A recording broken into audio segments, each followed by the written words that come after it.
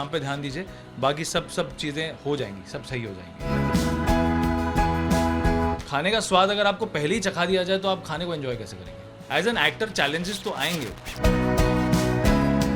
नमस्कार, आप सभी का स्वागत है और आज हमारे साथ हैं आप सभी के चहेते तारक मेहता जी यानी टीवी स्टार सचिन श्रॉफ जी।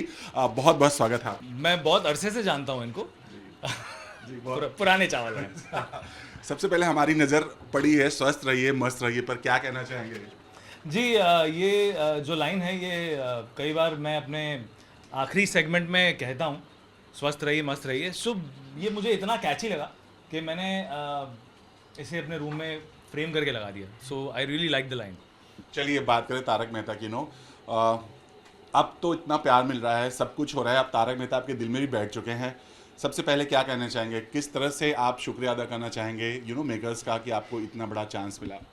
सो बेसिकली सबसे पहले तो मैं हमारे शो के सर्जक असित कुमार मोदी जी का शुक्रिया अदा करना चाहूँगा कि उन्होंने ये विश्वास रखा कि मैं ये किरदार कर पाऊँगा। Because obviously due to lot of reasons, जब जो हमारे जो सीनियर एक्टर हैं जो ये शो का जो ये किरदार कर रहे थे इतने सालों से, उनकी जगह पर अगर कोई आ रहा है तो लोग किस तरह से एक्सेप्ट करेंगे, ये सब बातों को मद्देनज़र रखते हुए, क्या क्या चैलेंजेस आएंगे, ये सब बातों को मद्देनज़र रखते हुए मेरी शो में एंट्री हुई।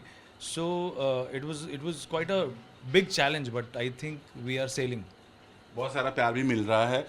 कभी बात हुई पुराने तारक मेहता से, कभी मुलाकात हुई, कभी उन्होंने आपकी तारीफ की कुछ?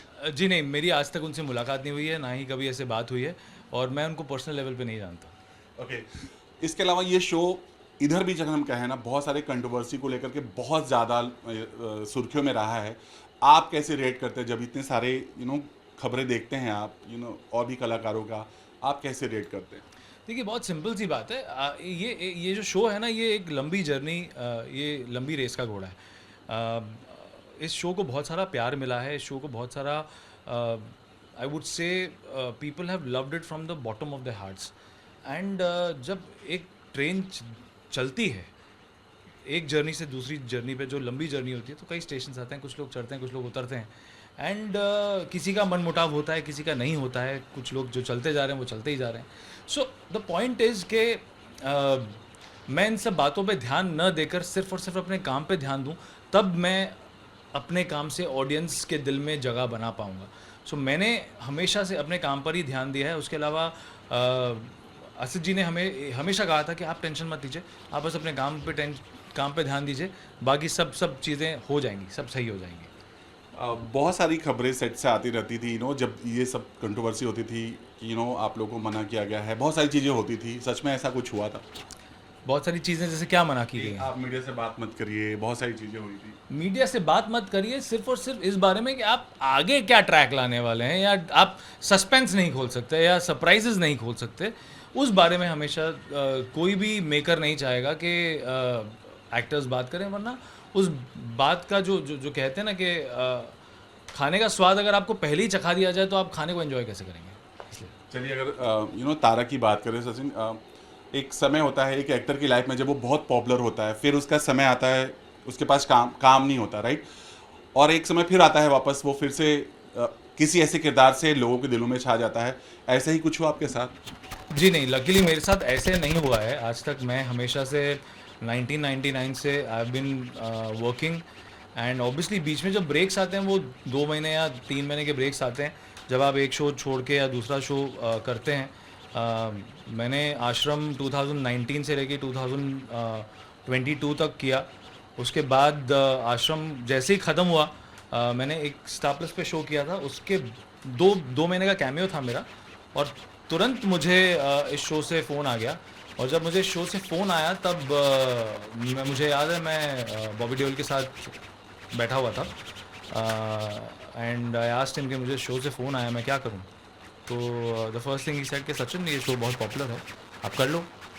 तो that's how it happened, and then I came for the meeting, and then that's rest is history. और आप कभी उन्होंने रिएक्ट किया आपको तारक मेहता के रूप में देख करके? बहुत खुश होते हैं जब वो देखते हैं कि इतना अच्छा रिस्पांस मिल रहा है, things are going well. And देखिए, हर काम में दिक्कत आती है, लेकिन उसी को पार करके ही हम when we don't face challenges will not be able to reach the tops. So he is very happy to see my success, and he's been like a big brother to me always. जैसा आपने कहा life में उतार चढ़ाव आते रहते हैं, बहुत सारे उतार चढ़ाव आपने भी देखे हैं. आज जब आपने बोला इतनी लंबी जर्नी रही आपकी, आज जब आप पलट कर पीछे देखते हैं, आज सचिन अपने आप को कहाँ देखते हैं? मैं अभी अपने आप को तारक मेहता का उल्टा चश्मा में एज तारक मेहता देखता हूँ. फिर भी मतलब जब शुरुआत की थी और आज जब यहाँ पर हैं, इतना साल बीत गया इंडस्ट्री में, इतना समय दिया है अपने इंडस्ट्री को, कैसे पलट कर देखते हैं, क्या देखते हैं आप? देखिए, मैं सिर्फ इतना कहूँगा कि जब मेरी शुरुआत हुई थी तो सबसे पहले एकता कपूर जी बालाजी टेली फिल्म्स ने मुझे मेरा सबसे पहला ब्रेक दिया था, and I am still very thankful to them about it.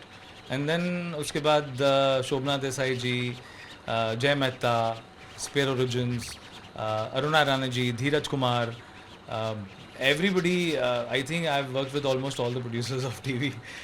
फिर gradually then I did 2 films. One was with T-Series, one was with Optimistics, and then it was Prakash Jha, then it was Shaika and Cockrow films, and now it's Neela films. So it's been a great journey luckily, and I have got great memories and great friends from all the shows. चलिए, industry में जैसे आपने कहा अगर आपसे जानना चाहें being an actor, आप क्या चैलेंज फेस करते हैं अभी भी एज एन एक्टर?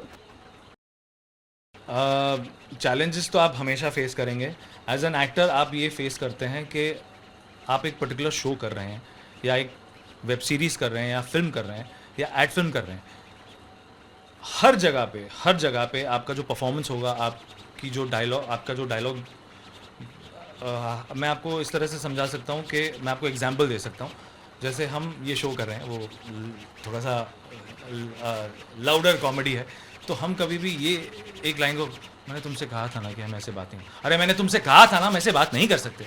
सिमिलरली अगर ये मैं कोई एड फिल्म कर रहा हूँ तो मुझे इसको इस तरह से बोलना, मैंने तुमसे कहा था ना कि हम इस तरह से बात नहीं कर सकते.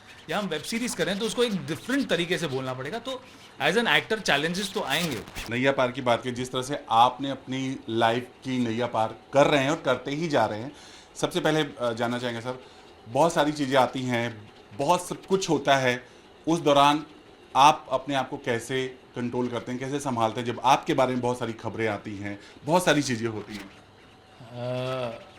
बस आप अपने इष्ट देव का नाम जपते रहें, जिसमें आप विश्वास करते हैं उनका नाम जपते रहें, और बस बोलते रहें कि आप तो सब कुछ जानते हैं, आपकी नैया पार हो जाएगी. वो तो होनी है. हमने हाल में भाभी जी से बात किया था, जब हम लोग फैमिली प्लानिंग के बारे में बात की लास्ट इंटरव्यू में.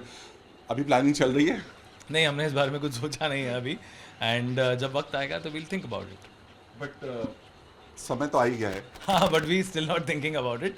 अब शादी को 1 साल हुआ है, हम ज़रा घूमे, मुझे छुट्टी नहीं मिल पाई है, एंड अभी वापस से उन्होंने मुझे छुट्टी दी है, अप्रूव की है, और कहा है कि देखिए अब घूम कर आइए. तो लेट्स सी क्या प्लान होता है. अभी क्या चल रहा है, मतलब अगर जाना चाहें, यहाँ पे तो हम देख रहे हैं तारक मेहता पर, बट अभी फोकस क्या है सचिन का? अभी फोकस तारक मेहता का उल्टा चश्मा. अभी आप बाहर अगर घुमाएंगे तो देखिए, बाहर असिस्टेंट डायरेक्टर खड़े हुए हैं, ज़रा दरवाज़ा खोलिए, दिखाइए उनको, वो देखिए वो खड़े हुए हैं बुलाने के लिए और मैं शॉट के लिए जा रहा हूँ. एक और चीज़ जानना चाहेंगे, अभी जैसा कि इस शो में सोडी का किरदार जो निभाते गुरुचरण जी बीच में मिसिंग हुए थे और वापस आ गए हैं, और अभी वो फिलहाल अपनी हेल्थ को लेके भी बहुत सारे अपडेट दिए हैं उन्होंने. क्या कहना चाहेंगे, आप लोग कैसे यहाँ पे रेट कर रहे थे? So all I can say is, क्योंकि मैंने उनके साथ कभी काम नहीं किया तो मुझे पता ही नहीं था कि क्या है, कैसा है, क्या है. आई कैन ओनली से कि everybody on the set was very worried, and हर कोई ये प्रार्थना कर रहा था कि वो जहाँ भी हों सुरक्षित हों, और सुरक्षित अपने घर पे आ जाएं. That's about it, because everybody on the set loves him. Hi, thank you so much. आप हमें इस शो में देखते हैं, इतना प्यार करते हैं, और बस आप इसी तरह से शो को देखते रहिए, स्वस्थ रहिए, मस्त रहिए, और देखते रहिए तारक मेहता का उल्टा चश्मा.